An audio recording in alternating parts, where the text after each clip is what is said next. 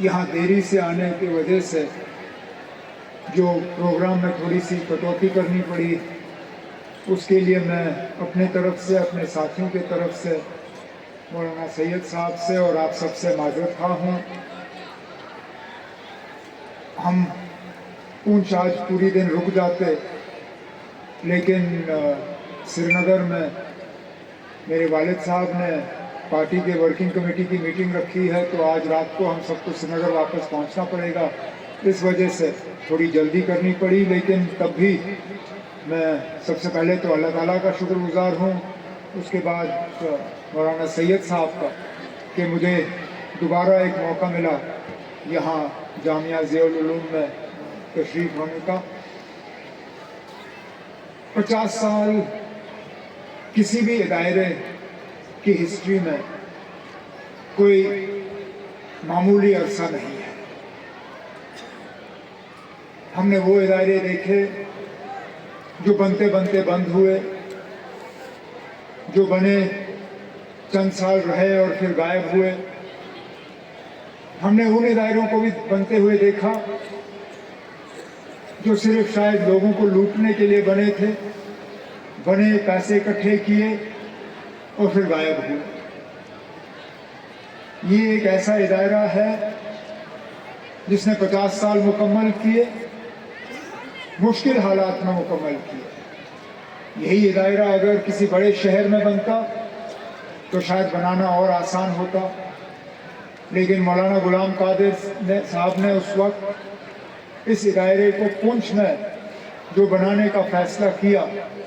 अपने आप के लिए तो उन्होंने एक मुसीबत खड़ी की, मुश्किल दौर में और मुश्किल हालात में ये बनाया, लेकिन इतने लोगों की जिंदगियां बदली। अगर हम गिनना शुरू करें कि इन 50 सालों में कितने लोगों की जिंदगियां बदली, कितने फैमिलीज की जिंदगियां बदली, किस तरह कितने पीर पंचाल का नक्शा बदल दिया, तो शायद अगर हम उन हालात को यहाँ दोहराने के लिए अल्फाज ढूंढेंगे तो हमें अल्फाज मिलेंगे। एक छोटा सा नुमाने के तौर पर एक पोस्टर वहाँ लगा हुआ है, जिसमें यहाँ से जो कुछ बच्चे पढ़ के IAS, KS, KPS में गए हैं, उनकी तस्वीरें लगी, और ये मामूली सा एक छोटा सा एक हिस्सा है। कितने सारे और बच्चे जो है यहाँ से गए, और दुनिया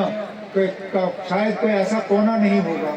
जहाँ आपको जामिया ज़ियाउल उलूम का जो है कोई एलुमनाई जो है वो नहीं मिलेगा। यहाँ बैठ के जब मैं इससे पहले जो नेशनल एंथम और उसके साथ जो पेट्रियाटिक सॉन्ग्स हमारे सामने रखे गए, मेरे जहन में सिर्फ एक बात आई कि काश वो लोग जो सोशल मीडिया के जरिए, मीडिया के जरिए, प्रेस के जरिए मजहबी तालीमी इदारों के खिलाफ जहर फैलाने का काम करते हैं, काश उन्हें यहाँ बैठ के इस प्रोग्राम को देखने का मौका मिलता, क्योंकि ये थकते नहीं हैं ये प्रोपेगेंडा फैलाने में कि इन इदारों में नफरत के अलावा कुछ नहीं सिखाया जाता, फिरका परस्ती के अलावा कुछ नहीं सिखाया जाता। इन इदारों में मजहब के अलावा और किसी चीज के तरफ तवज्जो नहीं दी जाती। और हम जब कहते हैं ना, आप जरा आके देखिए, इन बच्चों से मिलिए, इनसे बात करिए और फिर समझिए कि ना इन इदारों में किस तरह की तालीम दी जाती है। बिल्कुल मजहब को बुलाया नहीं जाता, मजहब सिखाया जाता है, लेकिन मजहब के साथ साथ कौन सी चीज ऐसी नहीं है जिसके बारे में बच्चों को नहीं सिखाया जा रहा है। साइंस का जो एग्जीबिशन है, जो चीजें वहां बच्चे हमें सिखा रहे हैं, चाहे वो मैथमेटिक्स के जरिए अलग अलग थ्योरम्स, और वो जो चीजें जो मैं स्कूल में खुद नहीं सीख पाया, और मैं अपने साथियों से कह रहा था, क्योंकि मुझे वहां पे बच्चों ने कहा था कि आप कुछ पूछना पसंद करेंगे। मैंने कहा मुझे स्कूल में ये सीखने को नहीं मिला, आज आपसे क्या पूछूंगा, लेकिन बच्चों ने सीखा और बेहतरीन तरीके से हमें समझाने की कोशिश की शायद अगर मेरे टीचरों ने मुझे उस वक्त स्कूल में इस तरह समझाया होता, मैं भी थोड़ा सा इसमें से सीख जाता। लेकिन जो उस वक्त मेरे उस्ताद नहीं कर सके, वो आज काफी हद तक जामिया ज़ियाउल उलूम के बच्चों ने मुझे यहाँ मैथमेटिक्स की थियरियाँ सिखाई। फिर हमें सोशल मीडिया के जरिए बताया जाता है कि इन इदारों में मुल्क के खिलाफ जो है प्रोपेगेंडा किया जाता है, मुल्क के खिलाफ बच्चों को जो है भड़काया जाता है। यहाँ जिस अंदाज में पेट्रियोटिक गाने हुए, जिस अंदाज में नेशनल एंथम गाया गया, जिस अंदाज में इस मुल्क के झंडे को लहराया गया, और फिर कॉन्स्टिट्यूशन डे, ये कोई सरकारी फंक्शन नहीं है। चाहते तो ना करते, कोई मजबूरी नहीं थी कि कॉन्स्टिट्यूशन का, आईन का प्रियम्बल जो है ना सिर्फ हमें पढ़ाया जाए बल्कि हमसे दोहराया जाए। मैं तो कहता हूँ काश वो लोग जो ऐसी जगहों के खिलाफ नफरत फैलाते हैं, मुझसे टिकट के पैसे लेके यहाँ पहुंच आके एक दिन गुजारे, शायद वो समझ जाएंगे कि जो बाकी मुल्क में हमारे खिलाफ प्रोपेगेंडा और जहर आप फैलाते हो, एक तो आप झूठ फैला रहे हो और दूसरा आप मुल्क के साथ कोई वफादारी नहीं कर रहे हो। आज जो